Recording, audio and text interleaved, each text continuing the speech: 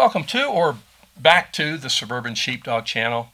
Those of you that have been along for a while, you know that this is the place where we gather to discuss how to keep our family, our loved ones, our neighbors, even ourselves safe. And we're following up with a finale to our episodes where we're looking at how do we pick the best home defense gun. And what I had posited was that it's not that difficult, although there's a lot of choices. So what we do is we look for the gun that we shoot most comfortably. It fits us ergonomically, it weighs just right for us, it shoots where we point, all that good stuff. Second, it's because of the above, it's accurate. We shoot it accurately. And then third, it will stop the threat. So given that threefold criteria, we did these previous episodes where we went into the range, we allowed our couple to shoot the guns, and hey, you don't want to miss that, by the way.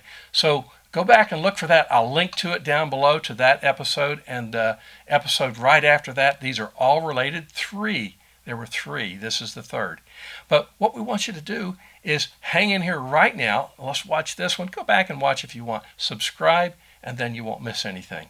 So what we did is after the range, we came out and we did a debrief. And so we're going to let that roll here in a second. But what you see is completely unscripted, as was the range time. We didn't have any redos, and this is all unscripted. So what you hear is pretty much, reflective of how they felt about those guns and the choices they made. Let's let that roll right now. Okay, Chris, Jenny, thank you. This was a very valuable time together. I think. Thank you. You're very welcome. I think everybody learned something. I know I did. We've got some really good footage. What was it like to handle the 3 or 4 different guns? I liked it. I'd never shot an AR, that type of rifle before, so I'd always wanted to. And it seemed pretty smooth. I wasn't used to sighting with those kind of sights. All I've ever really used is an iron sight. The red dots, the optics. Yeah. I love the AR. And if I remember right, you shot the AR-15, the 5.56. That's all my talk. You shot that. You also shot an AR platform PCC, pistol caliber carbine, chambered in 9mm. And which of those two ARs, both of you can answer, which did you like more? I like the 9mm better. The PCC? Yeah. Okay. PCC. Chris? Because, I liked them both. I think I could handle one. I would be interested in knowing what the advantages and disadvantages of one versus the other. Well, in the video, when I do the debrief and we get a finished production, we're going to do exactly that. We'll talk about the pros and cons of those two calibers in the same platform. So that's a great observation. Which weapon did you feel that you shot the most accurately? The 9mm one, probably. The 9mm, the PCC, right? Yeah, probably. Jenny? Actually, I thought mine was more accurate with the AR-15, wasn't it? I thought No. It wasn't? No. It was with the PCC? Yeah. Okay. Right, with the PCC. Okay. Yep, and there are reasons for that.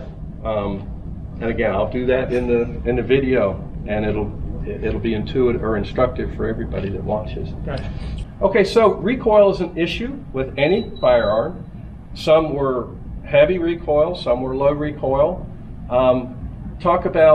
Jenny, we'll do you first. Talk about your experience with recoil with the PCC, AR, and then your pistol. The recoil is definitely best with the PCC. Okay. I didn't feel hardly any impact at all. It was real smooth. It was great. Right. And my revolver has a lot of recoil. Yeah, it was a little bit hard to handle, wasn't it? Yeah. It's a small gun, powerful round. Chris, same question. So you shot both ARs and one pistol and the shotgun. Yeah, well, as far as recoil goes, the same one she said is the smoothest. PCC? Yeah. PCC, 9mm, and of course the shotgun has the most. Right. What about the AR-15 with the typical 5.56? It's the longer cased bullet. Yeah, you can feel a little more kick, but I was still comfortable. Pretty happy with it. Okay. Yeah. Super. We didn't get to do this, just time constraints and whatnot. But if you imagine yourself in your home, maybe having to defend territory. There's going to be a whole video on this. That your best bet is to stay put, call the police, and defend, like I call your bunker, right, your bedroom or whatever. But if you had guests or if you had your kids in or something like that, and you had to go rescue somebody, and you had to go through your house with one of those guns, which one would you have wanted in your hand? The PCC. The PCC. Definitely. You really like that PCC. Okay, so just any final comments that you have that you'd like to tell our audience, just final thoughts, just things that you thought were remarkable. Anything come to mind?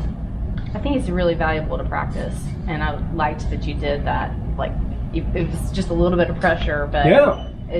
I think it's important to do that. It Yeah, changes the yeah. dynamic, doesn't Yeah. it? Yeah, me too, because I don't shoot very often, so I'm always a little nervous when Right. I first get out there. Right. Yeah, I do think I kind of choked with the shotgun because I had shot the other rifles semi-automatic previously, so I was, Programmed. I was forgetting to do things when I brought it up. Like the first time I shot it, I forgot to pump, and then the second time when I brought it up, I pumped, and then I forgot to take the safety off when the target was coming. Right, exactly. And again, pressure does that to us.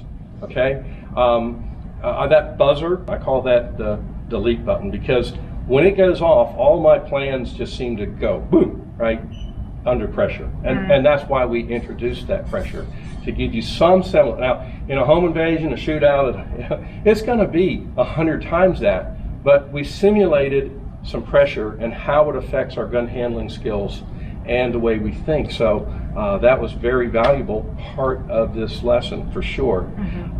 We're going to have some forms for you to complete. Basically, we're going to get you to score on a sheet of paper, basically the things that we just talked about. And then I'm going to tally those, and again, that's going to end up being a part of the final production. Okay, well, hey, thanks a lot. Really appreciate your time, and just really everything that you did for us. This was fantastic. Thanks for doing this. Yeah. Supportive. We appreciate it. Right.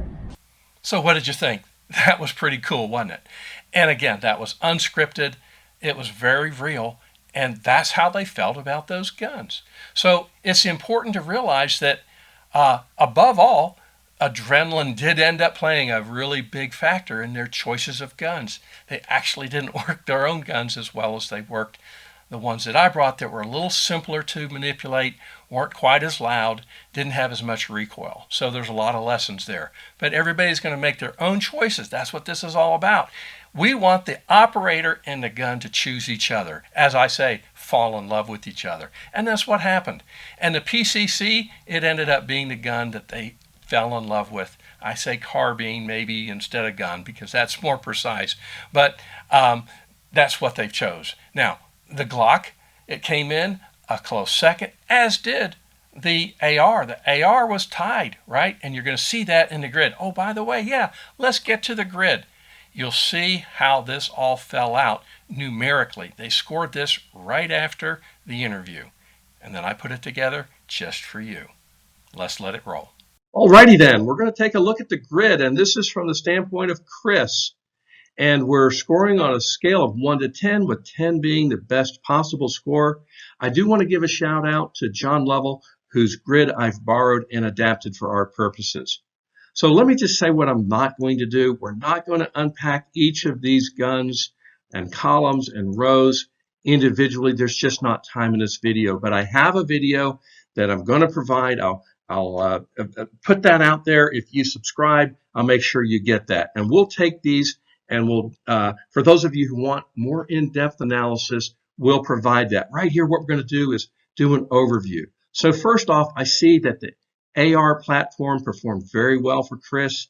And in fact, the AR PCC pistol caliber carbine and 9mm performed the best.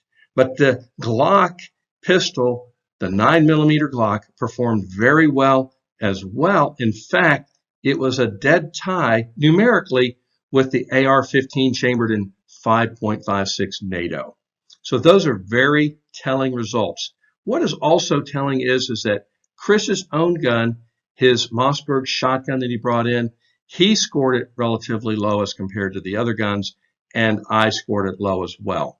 So let's just look at that shotgun just for a moment, because I think it's the gun that people just naturally say, oh, if we have a shotgun, it's just going to, be the best home defense gun. And it may be. Again, this is a very individual thing. But let me just point out a few things about the shotgun.